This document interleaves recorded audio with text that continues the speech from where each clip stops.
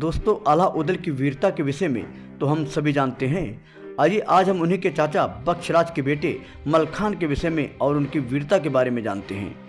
मलखान के विषय में कहा जाता है कि वह महाभारत के भीम के अवतार थे, जो अपनी युद्ध की लालसा पूरी करने के लिए मलखान के रूप में फिर से धरा पर अवतरित हुए।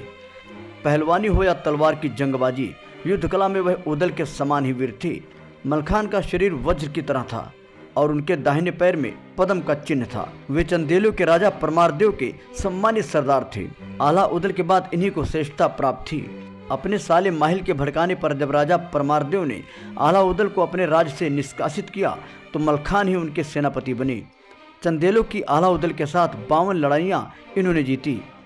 53वीं लड़ाई अंतिम थी, बेला का डोला, जिसमें सभी मारे गए।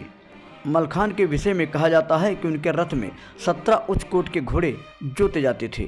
उस रथ को उनके छोटे भाई सुलखान ही सारथी बनकर उनकी लगाम थाम कर चला सकते थे। वह रथ जमीन पर नहीं, हवा से बातें करता हुआ उड़कर चलता था। जब मलखान उस पर बैठते तब एक ही मन की 2 सांगें उनके पैरों पर रख दी जाती, जिससे रथ जमीन में चले। युद्ध में उनका रथ सेना में सबसे पीछे रहता और वह उन्हीं दोनों सांगों से युद्ध करते।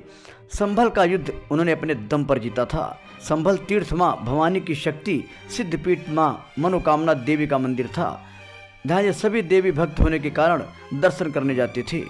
वीर मलखान की पत्नी पानीपत की राजकुमारी गजला, जो गजमोतियों की हार पहनती थी, संभल देवी की भक्त थी। कजरी महोत्सव में हार के बाद पृथ्वीराज चौहान इनसे चिढ़ा हुआ था। संभल क्षेत्र उसके राज्य से लगा होने के कारण उन्होंने वहां के राजा को भड़काया कि तुम संभल देवी के दर्शन करने वालों पर कर लगा दो। संभल के राजा ने ऐसा ही किया। यह समाचार पाकर आला क्रोधित हो तमतमा उठे। तब मलखान ने उन्हें शांत करते हुए, भैया आप चिंता न करें, मुझे अनुमति दें, इस बार मैं उन्हें मजा चखाऊंगा।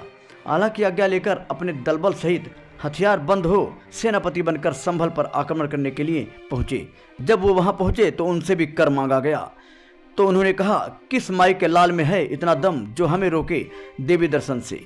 भयंकर युद्ध हुआ। संभल की सेना को हारते देख पृथ्वीराज ने भी अपनी सेना युद्ध के लिए भेज दी। संभल देवी का मैदान और यमुना का तट युद्ध का मैदान बन गया। संभल के राजा की मौत मलखान के हाथों होते ही पृथ्वीराज का सेनापति युद्ध के लिए लड़ा, पर अंत में वह भी मारा गया। इस प्रकार संभल की देवी के लिए मलखान ने युद्ध कर वहां के राजा का सिर काटकर सिद्धपीठ मनोकामना देवी के चरणों में अर्पित करते हुए कहा, माँ यह तेरे चरणों में तेरे भक्त की भेंट माँ के दर्शन पर रोक लगाने वाले की है। मलखान के विषय में कहा जाता है कि पांव पिछाड़ी दिन न जाने जंघा टेक लड़े मलखान। यह थी वीर मलखान की संभल देवी के लिए युद्ध की कथा, जिसे जनश्रुतियों में कहा और गाया जाता है। मगर अफसोस, इतना वीर होने के बावजूद इतिहास में इन्हें उचित स्थान नहीं मिला। तो दोस्तों, आज के वीडियो में बस इतना।